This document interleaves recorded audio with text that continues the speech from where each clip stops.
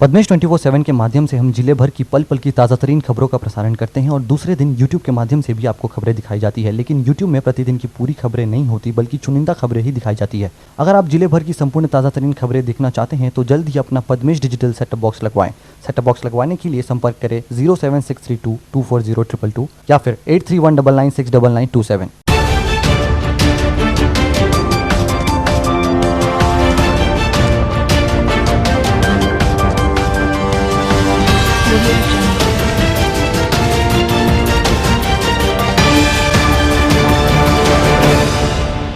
नमस्कार, पद्मेश 24/7 में आपका स्वागत है। मैं हूं अर्चना मिश्रा। आगे बढ़ने से पहले सबसे पहले एक नजर आज की हेडलाइंस पर।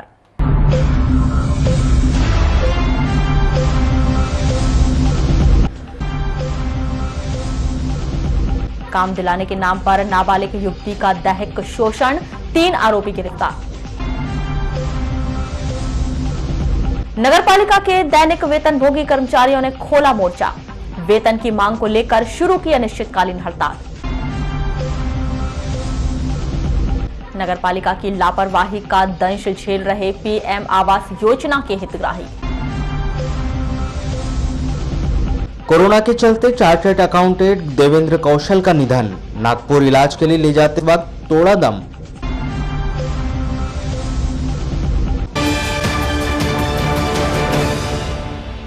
और अब खबरें विस्तार से। भारतीय मजदूर संघ से जुड़े नगरपालिका के दैनिक वेतनभोगी और स्थायी कर्मचारी वर्षों से लंबित अपनी 10 सूत्री मांगों को लेकर सोमवार से हड़ताल पर चले गए हैं। जहां पर हड़ताल पर गए इन मजदूरों ने नगरपालिका के गेट के सामने नगरपालिका प्रशासन के खिलाफ जमकर नारेबाजी करते हुए जल्द से जल्द उनकी सभी मांगे पूरी किए जाने की गुहार लगाई। साथ ही मांग पूरी न होने तक अनिश्चितकालीन हड़ताल किए जाने का ऐलान किया। मजदूरों के हड़ताल पर चले जाने से जहां एक और नगरपालिका का कामकाज प्रभावित हो रहा है, वहीं वार्डों की साफ सफाई सहित अन्य कार्यों में काफी दिक्कतें आ रही है।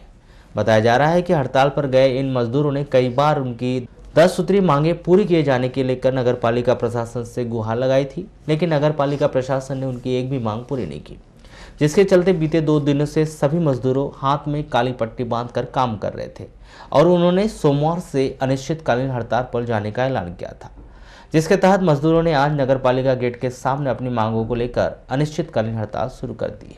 इस संदर्भ में की गई चर्चा के दौरान भारतीय मजदूर संघ के जिलाध्यक्ष राजेश वर्मा ने क्या कहा, आइए जानते हैं। आज भारतीय मजदूर संघ से जुड़ा हुआ नगरपालिका दैनिक वेतनभोगी कर्मचारी और स्थायी कर्मचारी अपनी 10 सूत्री मांगों को लेकर यहाँ पर अनिश्चितकालीन हड़ताल पर नगरपालिका के सामने यहाँ पर हम लोग बैठे हुए हैं। क्या क्या मांगे आप लोग? हमारी ये प्रमुखता से मांग ये है कि जितने भी हमारे जो स्थायी कर्मी हैं, दैनिक वेतनभोगी कर्मचारियों का वेतन जो है वो 5 तारीख तक अनिवार्य रूप से डाला जाए। दूसरी मांग ये है हमारी कि जो अभी ईपीएफ कट रहा है स्थायी कर्मियों का और दैनिक वेतनभोगी कर्मचारियों का, उसमें 10% की राशि जो नगरपालिका को जमा करना चाहिए, जो प्रशासकीय तौर पे जमा की जाती है मजदूरों के खाते में, लेकिन वो 10% की राशि जो है वो नहीं जमा की जा रही है। और जो 10% राशि जो है मजदूरों का वो नगरपालिका जमा करती है, लेकिन नगरपालिका ने वो ईपीएफ केंद्र जो है वहाँ पे जमा नहीं किया है, जिसके कारण यहाँ के पूरे मजदूरों में भारी आक्रोश व्याप्त है। महिला समूह की किश्त अदायगी के लिए बतौर सुरक्षा में दिए गए ब्लैंक चेक में मनमर्जी राशि भरकर धोखाधड़ी किए जाने का एक ताजा मामला सामने आया है, जिसमें लालबर्रा थाना अमोली निवासी प्रार्थी कृष्ण कुमार बसेने ने धोखाधड़ी करने वाले माइक्रो फाइनेंस कंपनी और उनके एजेंटों के खिलाफ एसपी कार्यालय में शिकायत कर आरोपियों के खिलाफ कड़ी से कड़ी कार्रवाई किए जाने की मांग की है। जानकारी के अनुसार अनुपमा इकोनॉमिक डेवलपमेंट नामक सतना की एक माइक्रो फाइनेंस कंपनी पिछले कई वर्षों से लालबर्रा क्षेत्र में महिलाओं को लोन देने का कार्य कर रही है। अमोली में 10 महिलाओं को कंपनी द्वारा लोन दिया गया था, जहां लोन अदायगी के एवज में फाइनेंस कंपनी के एजेंटों ने एक महिला सदस्य के पति से बतौर सुरक्षा के नाम पर एक ब्लैंक चेक लिया था। लॉकडाउन के दौरान लोन की 50 से 20 हजार रुपए की रकम जमा न करने पर संबंधित कंपनी के एजेंटों ने ब्लैंक चेक में 2 लाख रुपए की राशि दर्ज कर उसे बैंक में जमा करा दिया था, जिस पर कृष्ण कुमार को बैंक व लालबर्रा थाने द्वारा नोटिस भेजा गया। बार बार नोटिस आने से परेशान कृष्ण कुमार ने इसकी शिकायत एसपी कार्यालय में कर उचित कार्यवाही की मांग की है। वहाँ पर इनने जनरल स्टोर्स को खुलवाया अप्रैल में और फिर जबरदस्ती मतलब चेक वहाँ से मांगे कि बोले सिक्योरिटी के तौर पे तुमसे चेक ले रहे हैं। और वो चेक के माध्यम से ऐसा था कि मेरे को फिर फ़ोन आया कि आप लोग पैसा नहीं जमा कर रहे हो, ये नहीं कर रहे हो। तो मैंने बोला मेरे पास पैसे नहीं है इतना, कहाँ से दूंगा। तो उसके बाद उनने बोले कि नहीं, बोले तुम्हारा चेक लगा दी। तो मेरे को क्या है धमकियाँ वहाँ से बहुत आई। फिर उसके बाद मैंने बोला ठीक है, मैं किस्त के रूप में देना चाह रहा हूँ। फिर उसके बाद मेरे पास भी व्यवस्था नहीं हुई। तो फिर उसके बाद मैंने बोला कि नहीं सर, मैं दे दूँगा पैसा, जो भी है ग्रुप में लिए है। तो फिर उसके बाद इनने पर्सनल मेरा चेक लगा दिया। अब चेक लगाया तो फिर मेरे ऊपर नोटिस आई। फिर लालबर्रा थाने से भी नोटिस आई थी। तो फिर मैंने नोटिस लिया। नोटिस लेने के बाद यहाँ पर वकील साहब को दिया। वकील साहब ने अब कार्यालय में अभी दिए हैं और एसपी साहब को भी दिए नोटिस। प्रधानमंत्री आवास योजना के तहत गरीब तबके के लोगों को लाभ प्रदान करने के लिए शासन के द्वारा काफी कारगर प्रयास किए जा रहे हैं, लेकिन शहर में नगरपालिका के द्वारा हितग्राहियों को तीसरी किश्त दिए जाने को लेकर काफी लापरवाही बरती जा रही है, जिसके कारण हितग्राहियों में आक्रोश बना पड़ा है। वैसे तो नगरपालिका के द्वारा हितग्राहियों को तीसरी किश्त वितरण देना प्रारंभ कर दिया गया था, लेकिन अब भी करीब 1 करोड़ रुपए की राशि तीसरी किश्त के तौर पर हितग्राहियों को देना बाकी है, लेकिन नगरपालिका के पास इतनी राशि उपलब्ध नहीं है। बता दें कि बालाघाट नगरपालिका क्षेत्र के अंतर्गत 1159 हितग्राहियों को पीएम आवास योजना के तहत तीसरी किश्त वितरण करने के लिए शासन से पिछले दिनों आवंटन प्राप्त हुआ था।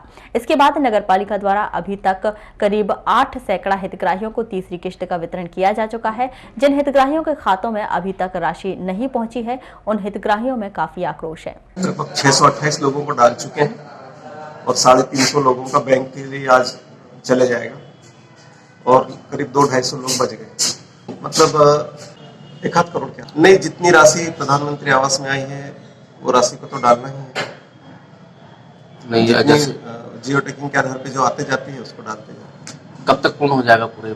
जैसे देखा जा रहा है कि तीसरी चौथी राशि किस्त नहीं मिल पाई है लोगों को, काफी परेशानी। तीसरी किस्त का काम, तीसरी किस्त में ही लगभग 800 लोगों को डल चुके हैं। कटंगी थाना के अंतर्गत आने वाले खिड़की घाट मोड़ में हुए हादसे में एक ट्रक चालक और एक परिचालक घायल हो गए, जिसमें एक की हालत गंभीर बताई जा रही है।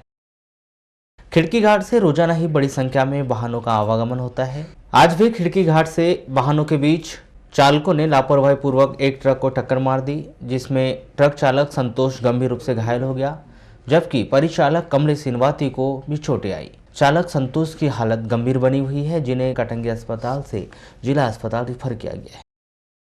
काम दिलाने के नाम पर नाबालिग का दैहिक शोषण करने का एक मामला सामने आया है, जहां एक नाबालिग युवती ने 3 लोगों पर काम दिलाने के नाम पर उसका दैहिक शोषण करने का आरोप लगाया है, जिसकी शिकायत युवती ने तिरोड़ी पुलिस में की है। जिसके बाद तिरोड़ी पुलिस ने तीनों आरोपी तिरोड़ा क्षेत्र के अंतर्गत मेड़ा निवासी रामू पिता घनश्याम भोंडे, भंडारा जिला के मोहाड़ी क्षेत्र के अंतर्गत ग्राम करडी निवासी अश्विन और तिरोड़ा क्षेत्र के अंतर्गत नवेझरी निवासी शिवानी शेंडे के खिलाफ अपराध कायम कर जांच में लिया है। पीड़िता ने बताया कि 1 नवंबर को शिवानी शेंडे, अश्विन और रामू शेंडे उनके घर आए थे, जिन्होंने महाराष्ट्र के गुंथाड़ा में हल्दीराम कंपनी में काम दिलाने के बहाने उसे अपने साथ लेकर गए। जिसके बाद आरोपी रामू ने शिवानी के साथ उसे कंपनी न ले जाकर तिरोड़ा ले जाया गया, जहां शाम हो जाने पर वह सभी शिवानी के घर में रुके।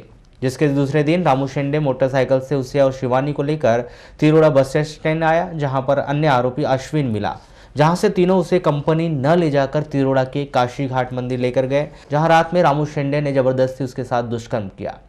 जब नाबालिग ने आरोपियों से काम दिलाने की बात कही तो आरोपियों ने उसे गुंथाड़ा लेकर गए, लेकिन कंपनी ने काम नहीं दिलाया और फिर उन्होंने नाबालिग को मेढ़ा उनके मौसा के घर छोड़ दिया, जहां उसने अपने परिजनों को घटना की जानकारी दी। जिसके बाद परिजनों के कहने पर पीड़िता ने इसकी शिकायत तिरोड़ी थाने में की। तिरोड़ी पुलिस ने आरोपियों के खिलाफ मामला दर्ज कर जांच में लिया है। बालाघाट निवासी देवेंद्र कौशल की आज कोरोना के चलते मौत हो गई। जानकारी के मुताबिक देवेंद्र कौशल उम्र 52 वर्ष विगत कई वर्षों से बालाघाट में चार्टर्ड अकाउंट के प्रैक्टिस कर रहे थे। कोरोना से पीड़ित होने की वजह से गोंदिया के एक निजी अस्पताल में 1 सप्ताह से वे अपना इलाज करवा रहे थे। बेहतर इलाज के लिए आज उन्हें नागपुर ले जाया जा रहा था और उन्होंने रास्ते में ही दम तोड़ दिया। आपको बताया कि देवेंद्र कौशल का पैतृक निवास लांजी है। 8 नवंबर को प्राप्त रिपोर्ट में बालाघाट जिले के 16 मरीजों के सैंपल कोरोना पॉजिटिव पाए गए हैं। शासन के प्रोटोकॉल के अनुसार 10 मरीजों के ठीक हो जाने पर उन्हें 8 नवंबर को डिस्चार्ज कर दिया गया है। इस तरह से बालाघाट जिले में अब तक कुल 2162 मरीज कोरोना पॉजिटिव पाए जा चुके हैं। इनमें से 2077 मरीज शासन के प्रोटोकॉल के अनुसार ठीक होकर अपने घर जा चुके हैं। 63 मरीजों का उपचार किया जा रहा है। 12 मरीजों को उपचार के लिए मेडिकल कॉलेज छिंदवाड़ा रेफर किया गया है और 10 मरीजों की मौत हो चुकी है। अन्य जिलों एवं राज्यों में बालाघाट जिले के 221 व्यक्ति कोरोना संक्रमित पाए गए हैं।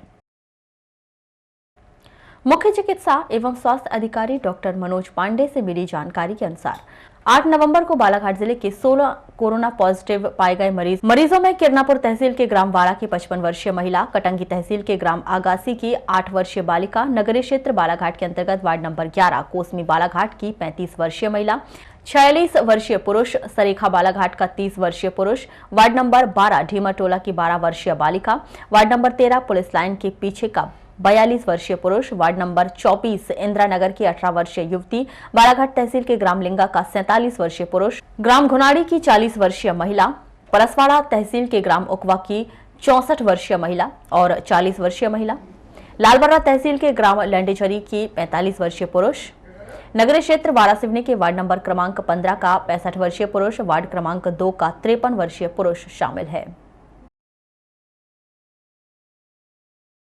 तो ये थी अभी तक की खास खबरें। अगले न्यूज बुलेटिन के साथ फिर मुलाकात होगी, तब तक के लिए नमस्कार।